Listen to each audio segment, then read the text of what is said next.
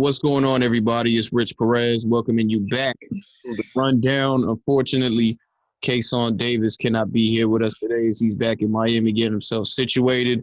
But we got another special guest in the building, 2016 NCAA All-American for the North Carolina State Wolfpack, current national team member, Tommy Gantt, a.k.a. T. Gantt.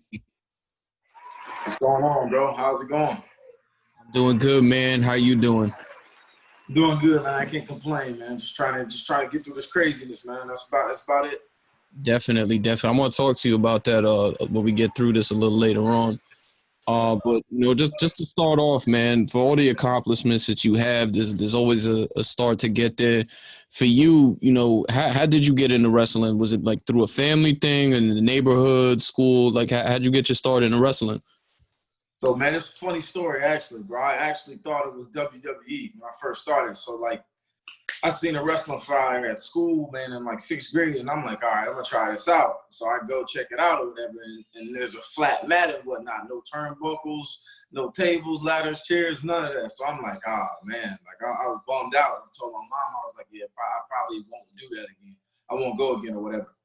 And then, long story short, she talked me into going again, man. I picked up a few things. I learned a mat return, and I rolled with it, man, and got through those first couple matches with just simple mat return. That's it. Double leg and a mat return. So that's how I got started. How old were you? Elementary school, middle school? I was 12 when I first started wrestling. So sixth grade. Okay. So when at what point did you really start to pick up? Was it like instantly? Was it within a year? Like, when did you really start to see success? So man, I actually didn't see a lot of success in my first 2 years of wrestling. I made it so in Illinois, we got regionals, sectionals, and state. I made it to regionals my first year, then sectionals the second year, and the third year I ended up making it to state. So yeah, actually, I made it to state my second year. My bad. But I was in the weaker division for more or less words. I was in the weaker division, but made to state the second year and then went deep in the state rounds my 8th grade year. So just kind of, I'm piggybacking off of this a little bit. Like, I was talking to Mike Machiavello about this earlier. Like, at what point did you sit and like really consider yourself a wrestler? Like, obviously, people, they start, maybe they'll have like some success, everything. But when did you sit down and really like consider yourself like a wrestler? Man, that's a great question. Oh, that's a tough one too, man. That's a tough one. I would probably say I took the sport serious and consider myself good about my 10th grade year. Because before that, I was kind of split between like wrestling and football and baseball. I was a 3-sport athlete. I just wanted to do everything. And I had aspirations of being like a basketball, football player when I was a kid. As much like yourself and other guys that I know, right?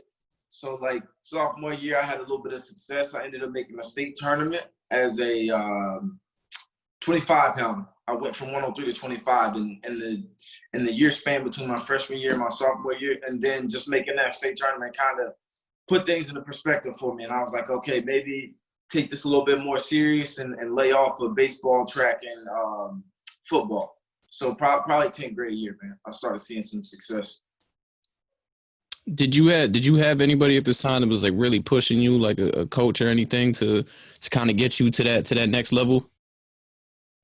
Yeah, I had a few coaches pushing me, and honestly, man, my football coach pushed me a lot. And this is before I get into like wrestling and stuff, because there's a coach that did a lot for me. Well, a couple coaches that did a lot for me, but I want to give a quick shout out and some credit to one of my football coaches, man. We called him Crazy Horse. His name was Tyrus Suggs, but a lot of like my mental capacity came from that dude, man. He would do stuff intentionally to just mess with you.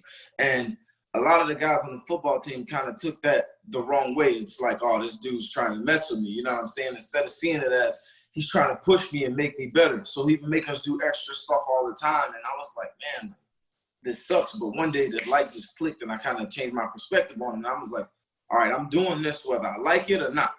I know he's going to do this to me. So I can go 100% and actually get something out of it, or dog it, and nobody wins in that sense. So he kind of helped me gain the mental capacity to kind of break through those walls and break through those barriers and kind of push forward through like pain and struggle.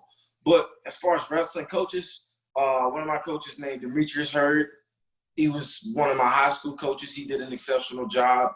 BJ Terrell, he was my first coach, my first wrestling coach. He did a good job with like establishing the foundation and whatnot for the latter parts of my career. And my last coach was Chris Whalen. He was an All-American at Missouri. He coached at Missouri a little bit. But I would say BJ started the foundation. He helped me out at the grassroots level.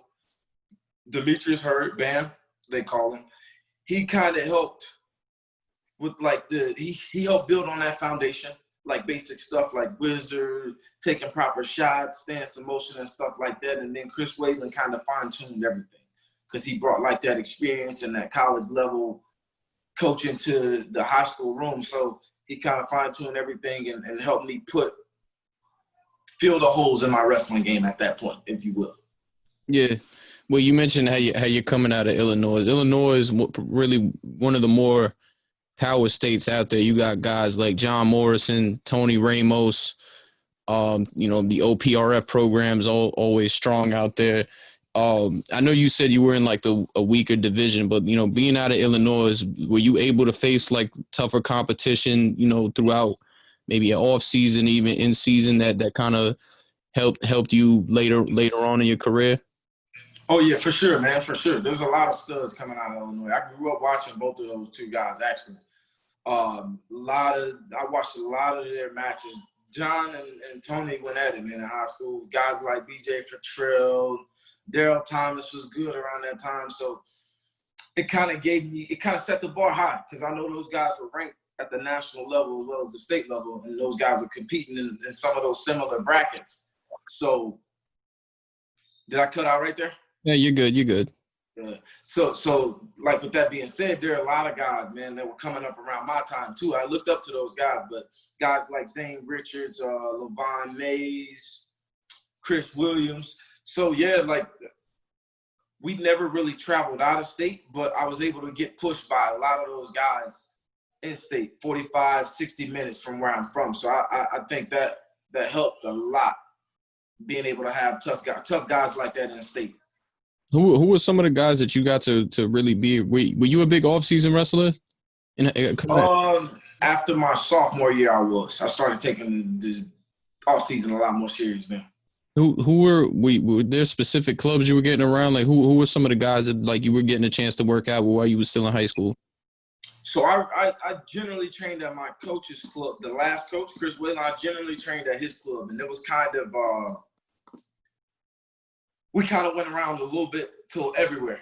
But I trained a little bit with the Edwardsville guys, the Carbondale guys. So guys like Zane Richards, Mays, and those guys in the off season a little bit. But I wouldn't say that we didn't get out that much though. It was only a few times here and there. We would kind of do our own thing and train with a few guys from Missouri, but no big names. Just a few hard-working guys, man. I honestly can't even remember their names, the Missouri guys. But you mentioned Mays. I think I had talked to you a while back. You actually wrestled him at one point, correct? Man, I wrestled him a lot in high school, man. We wrestled a lot from middle school to high school because he was actually in the same division that I was in middle school. So you got IESA and IKWF in the grassroots level in Illinois. We were both IESA. So I wrestled him a lot when we were younger, man, and it was kind of lopsided. But as we got to high school, started to get closer, and he eventually beat me, I believe, my junior year. That was the first time he beat me. I took third at regionals, third at sectionals, and third at state that year. He beat me twice in consecutive weeks, and I ended up running the gauntlet on him my senior year. I don't think – actually, nope, he beat me one time my senior year too. I was undefeated at the last tournament of the year, going into the last couple seconds of the third period. I was up 2 points. Ended up escaping and reversing. He reversed me. So he kind of escaped and he reversed me, and the ref just called it 2 instead of 1 and 2. Went in overtime and he beat me. That was my first loss in my senior year. And then I ended up beating him regional sectionals. State made the finals and lost to a guy from Crystal Lake Central. But yeah, that's definitely one of my rivals in high school. Well, pretty much all of my wrestling career besides college. Do you guys still keep in touch at all, or that's just that was just like a high school thing? Yeah, we talk from time to time. I wouldn't say keep in touch, but from time to time, if I see him at a tournament or he'll reply to a story that I post or something like that, we talk from time to time. But it's good. He's a good dude, though. What would you say he did for your career as a whole? He definitely made me make a lot of adjustments going into my junior and senior year. And honestly, I've never really thought about it, but that's the honest truth of what happened. Because when a guy beats you back to back in consecutive weeks like that, you gotta kind of go back to the drawing board and like figure it out to have some success at the state tournament following that second week that I got beat, and then going into my senior year being able to beat him in the duel and at regionals and sectionals. So yeah, he did a good bit for me, man. It kind of made me feel a lot of holes in my game and exposed some. So for sure. It's interesting you say that too. I was just talking to Mike Machiavello about like a similar thing. His senior year with Jared Hott. That I didn't even realize he had actually lost to Hott twice going into the NCAA tournament. Yeah. And, you know, similar story to you, him making those adjustments to be able to beat him for that national title. That's just a real interesting thing to me. Yeah, that was spectacular, man. And it's crazy because I watched that unfold, man. And both times he kind of he had a mental lapse in both times and gave him a point, honestly. And I'm not just saying that to say that, but if you go back and watch the matches, like I think it was a stalling point one time, and one time it might have been classroom or something like that. But that's what it's all about, though, man. Making those adjustments and not losing the same weight twice. And eventually, you catch a guy. Right. Right.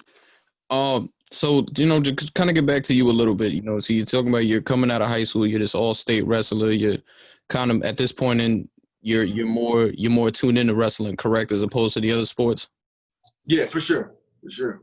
So at what point did you know that you wanted to be a Division I athlete, or were you just kind of weighing your options at all?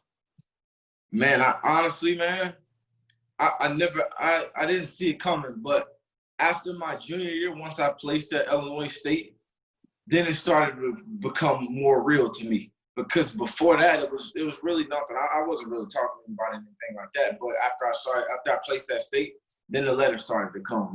Brown, Maryland, NC State, Iowa Central, a bunch of D3 colleges, Missouri, Iowa State, like a bunch of D3 and D1 schools started to kind of show me a little bit of attention. But I think it kind of became real. Like the defining moment was for me when Coach Lee Pritz called me from NC State. And then I was like, okay, like it's a big D1 school and they're actually serious. Because I talked to Missouri before that and a few other schools. I honestly can't even remember now. But when he called and was talking about bringing me out on a visit and stuff like that, then it kind of became real. And I think that was 1 month prior to our state tournament. And then after the state tournament, I ended up taking a visit, and then I signed later in May or that summer. What was it about NC State that kind of stuck out to you from the rest? The area, man, it's beautiful in North Carolina. Because I'm from Illinois, right? So, like, it's really cold in the winter. And in the summer, it's really hot. So, coming to North Carolina in, what was that, April, I think, it was still kind of cooler in Illinois. And just seeing, like, I'm like, oh, man, we got the mountains 4 hours from Raleigh. The beach is 2 hours from Raleigh. It's a lot warmer down here. The people are nicer. Like, it just kind of made sense for me. I like the guys on the team.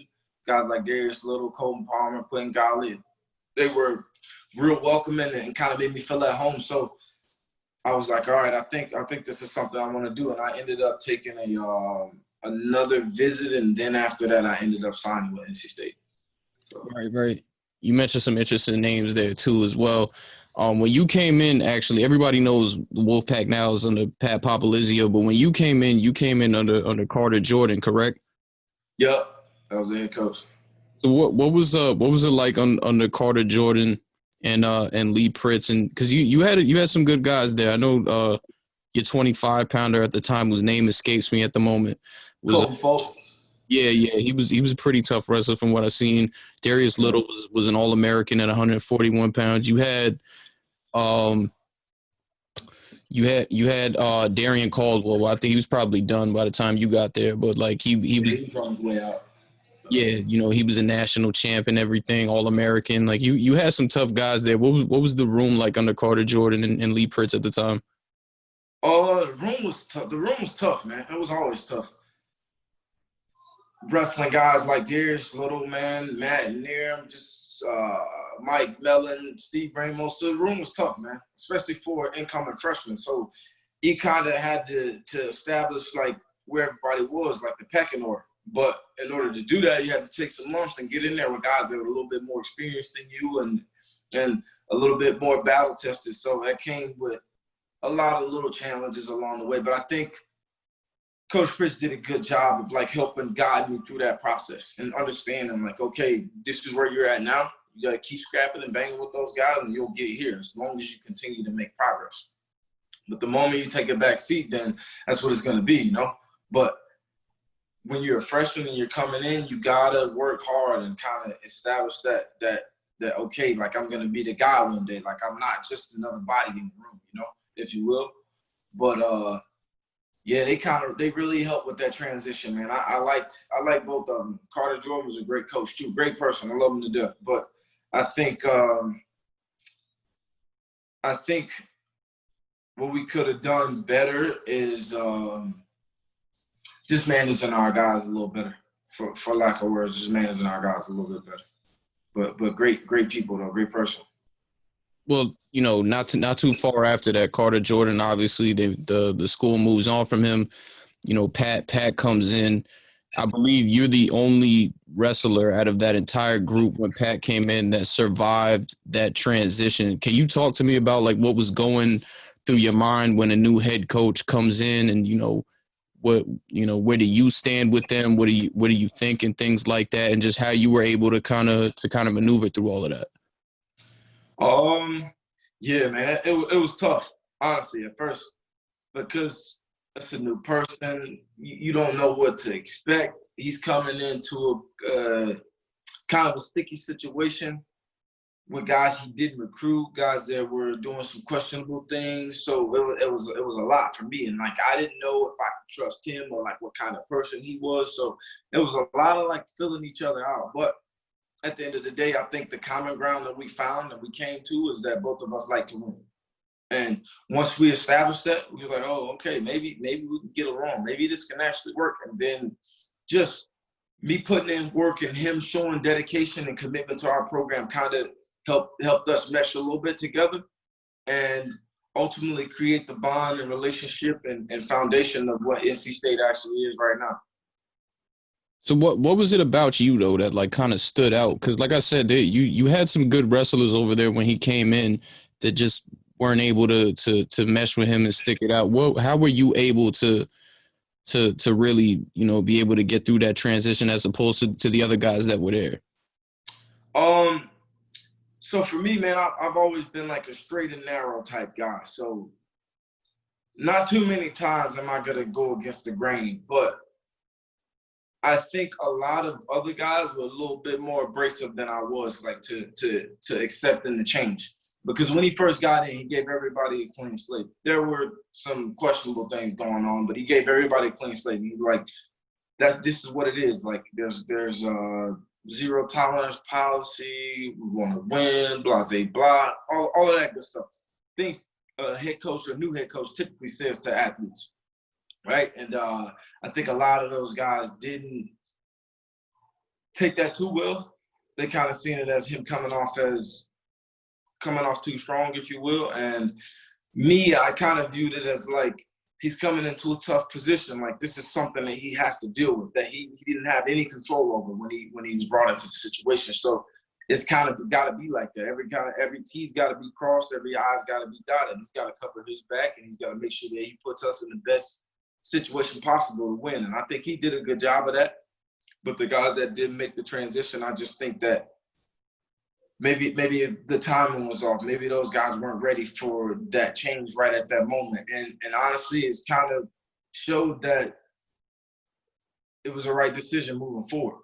And that's tough. That's a tough situation for people to deal with. But from a head coach standpoint, that's something that you have to do, and I respect him for that. So kind of something that I talked to Mike Wood again as well. And I wanted to get into this with you, even though you weren't Pat's recruit, you were still, you know, under him for a few years. You know, you may have not been the greatest wrestler coming out of high school. You were a good wrestler, but you weren't really the cream of the crop. I think that's fair to say, correct? For sure. Maybe a little bit lower than that. Right. It's kind of a trend that I think I've noticed with NC State, specifically under Pat Popolizio, is you guys getting guys who are good wrestlers, but not the greatest wrestlers coming out of high school, like a Tariq Wilson, yourself, Mike Machiavelli, who's a one-time state champ out of North Carolina. And, you know, these guys, like I said, that are good. And by the time they get, you know, to even a Kevin Jack, by the time they get to the NC State room and have some time in there, you know, they go from being really good wrestlers to mid to high All-Americans and national champions. Exactly what is it that the coaching staff is doing over there that's being able to bring the best out of you guys? It's the recipe, man. I don't know if we can talk about this over the call, Rich, but nah. I think it's the system, man. It's the system. I think what we have at NC State is a really good system, and it works for, generally speaking, a lot of guys, whether you're a top guy or whether you're a middle of the road guy or whether you're a bottom guy. It's just a true commitment to their guys, and the guys having to believe fully in the system that we have going at NC State, and that Pat has created or brought on as like a tradition and whatnot. Once you buy into what he tells you to do, the rest is history. And really, I would say the main three components of it is hard work, a tough mentality, and getting it done in the classroom, to keep it simple and short. Yeah, right on. So for you, when did you really start to see that success once you were in college? Probably my sophomore year. So my freshman year, I think I was 12 and 13 or something like that. Right at 500, a little bit over, a little bit below. And then that next year, once Pat came in, I went from 12 and 13 to like 20 and 8. So a decent jump. And then I ended up going up to 157, and I think that was 2013-14. And I ended up qualifying for nationals. I won 36 matches, and I made it to the round of 12. So a substantial increase in, 2 years? And that was just me committing to what he was saying and truly buying into that pack mentality. And so probably around that year, because I didn't know what to expect going into the national tournament. It was my first one. I'd been to maybe 4 or 5, because they're usually in St. Louis and whatnot.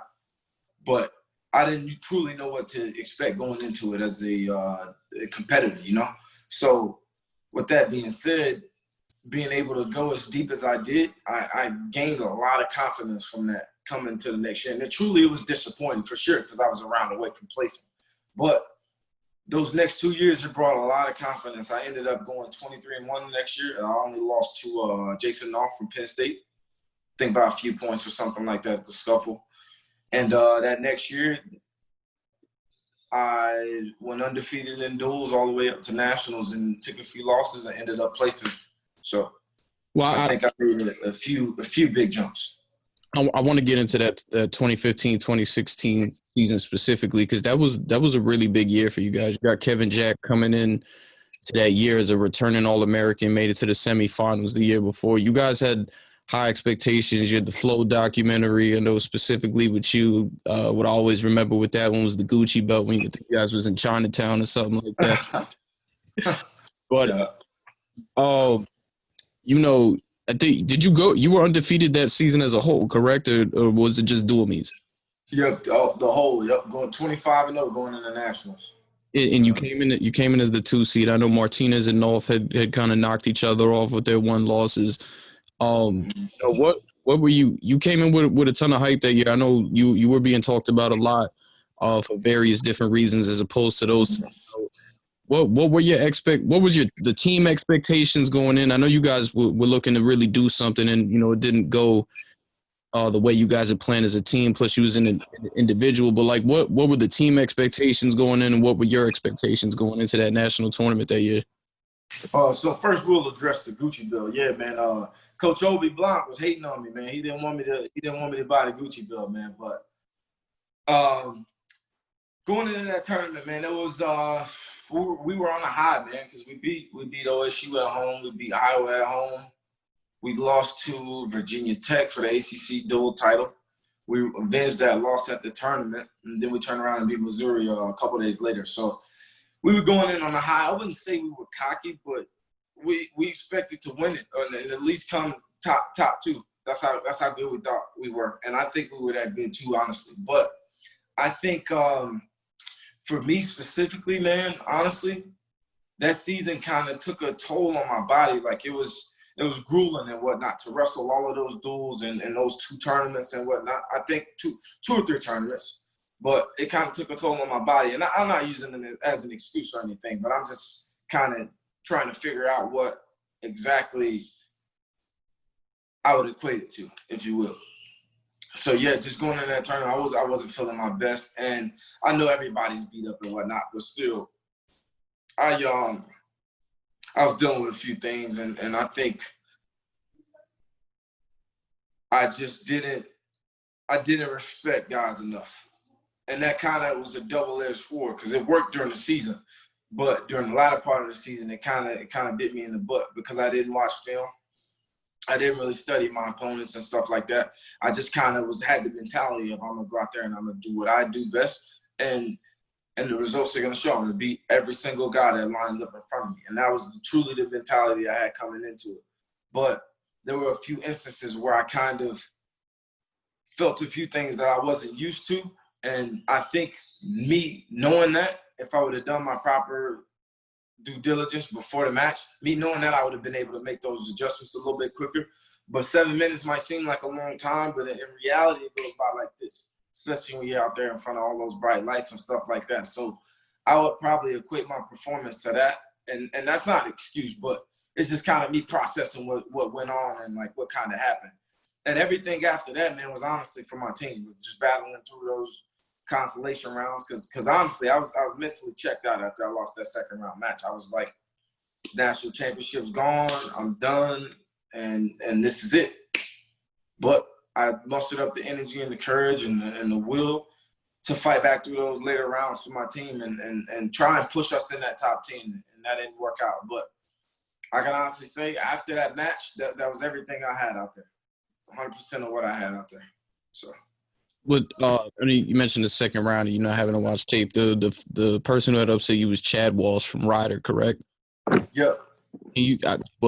Number one, I know him and his brother just have like a style that's kind of hard to prep for, even with the tape. Those dudes do some real unorthodox things. What was it like going through that match?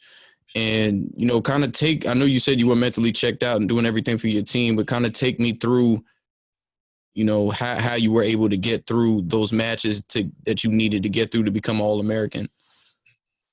Yeah, man. So I actually wrestled him earlier in the year in the I want to say Midlands quarters or semifinals, and I ended up beating him in overtime. And that match was like it almost seemed like unreal to me. It was like a fluke. I was like, oh, this guy's not good. I made mistakes here and there. And I just really, honestly, never addressed those issues that went on in that match. I kind of just put it behind me. I was like, all right, I beat him. Excuse me. It's whatever.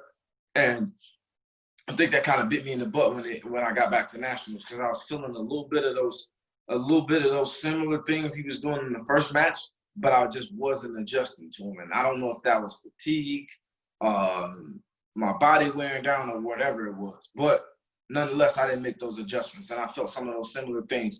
And being that I didn't, those things kind of played over and over again in my head. And even still to this day, after that match went on, I'm pretty sure you've seen it on the All Access video.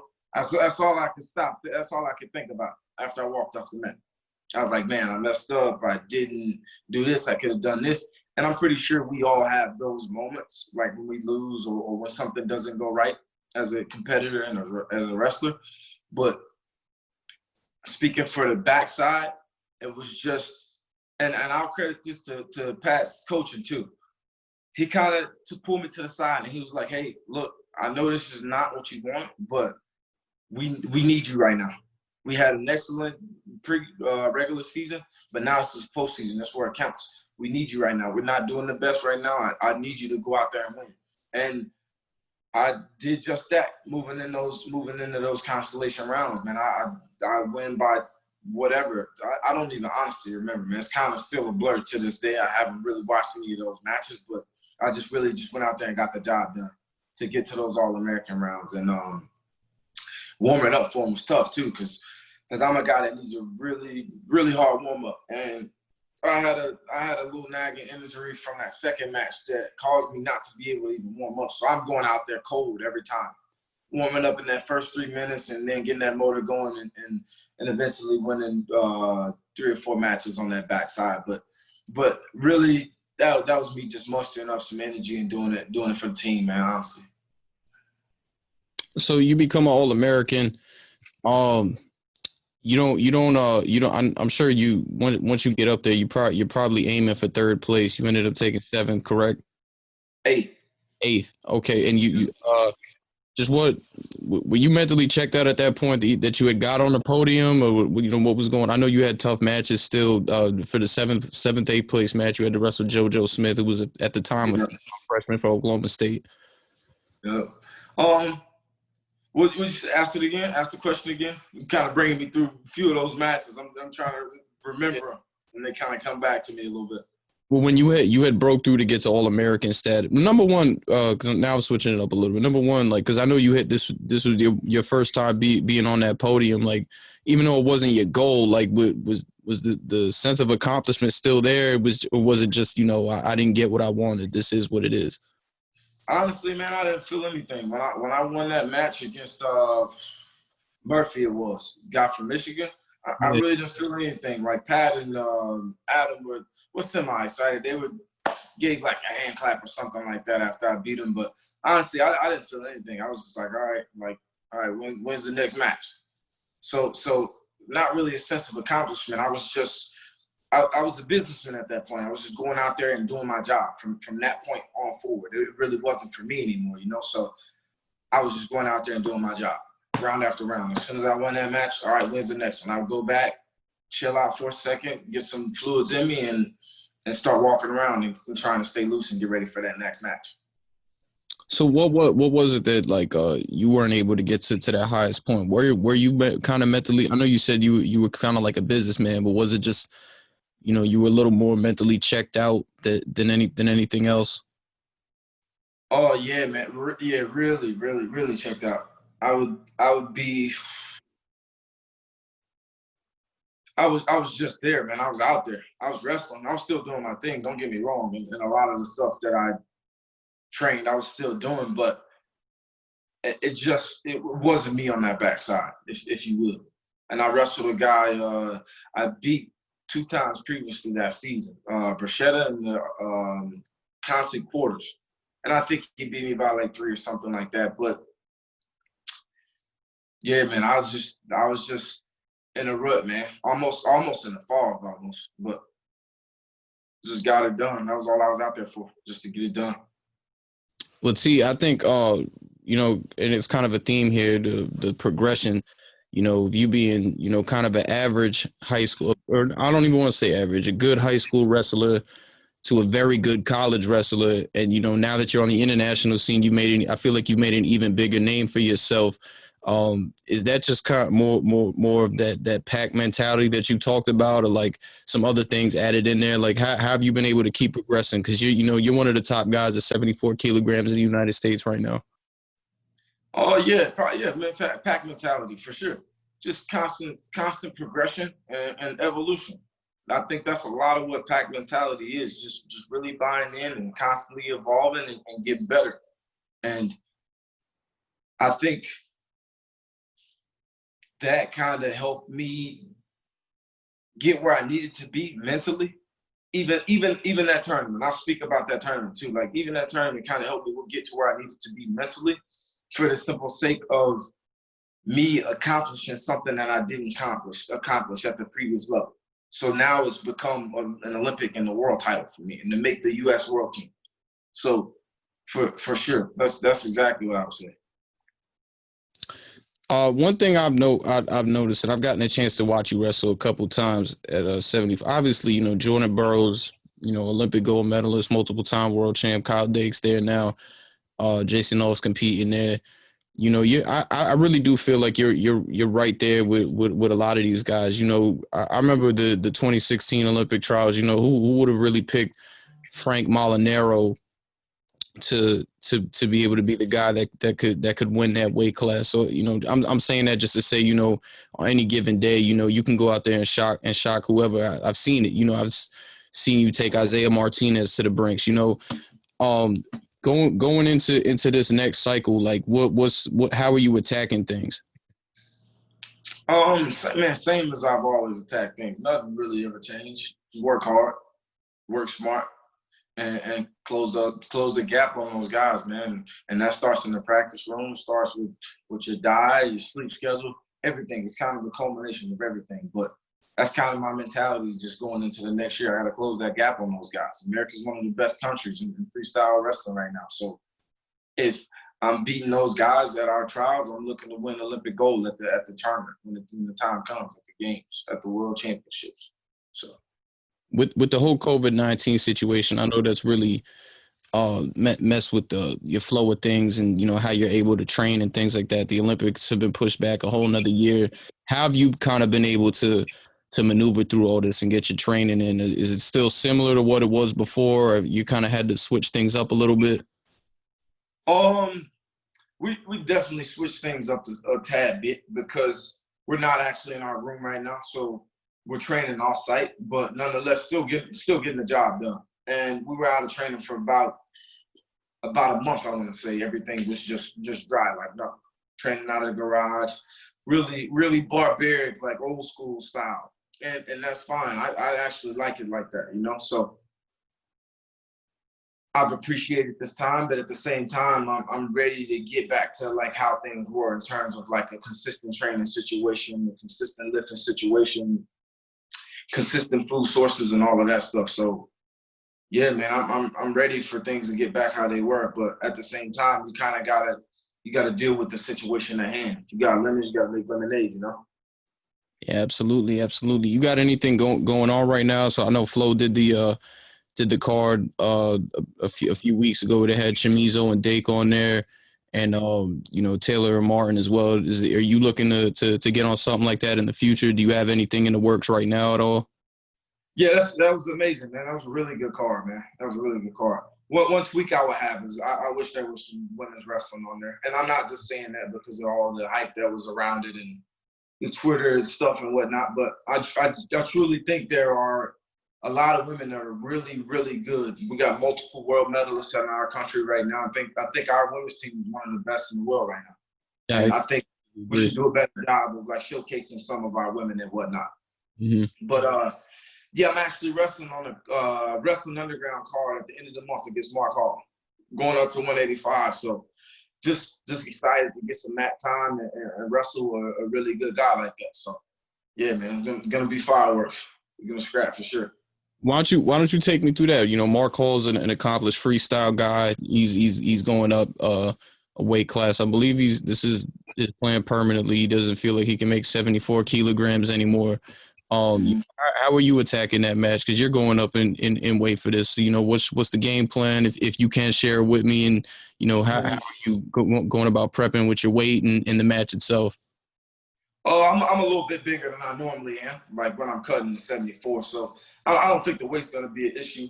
It's more of just getting mat time for me and wrestling a quality opponent. So I think it's gonna come down to strategy, man. Who's got the best strategy?